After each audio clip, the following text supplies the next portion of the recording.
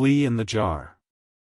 The story of the flea in the jar is a metaphorical tale about the limitations that we place on ourselves and how these limitations can become ingrained in our thinking over time.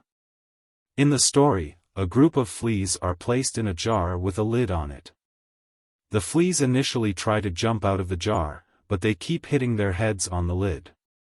Eventually, the fleas stop jumping as high and learn to live within the confines of the jar. One day, the lid is removed from the jar, and the fleas are free to jump as high as they want. However, even though they are no longer confined by the lid, the fleas continue to jump only as high as the lid used to be, as this has become the limit that they have imposed on themselves. The story is often used as a metaphor for how our own beliefs and limiting thoughts can hold us back from achieving our full potential. Just like the fleas, we can become so used to living within certain limitations that we may not even realize we are capable of breaking free from them.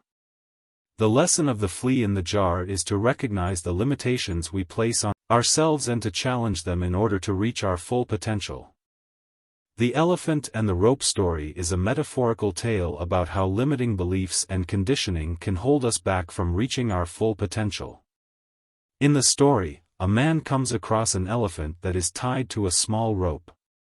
Despite the fact that the elephant could easily break free from the rope, it does not even try to do so. The man is curious and asks the trainer nearby why the elephant doesn't attempt to break free. The trainer explains that when the elephant was young, it was tied to the same rope and was not strong enough to break free. As a result, the elephant became conditioned to believe that it was not capable of breaking the rope, even though it could do so easily as an adult. The story is often used as a metaphor for how our own beliefs and conditioning can hold us back from achieving our full potential. Just like the elephant, we can become so conditioned to our own limitations that we may not even try to break free from them.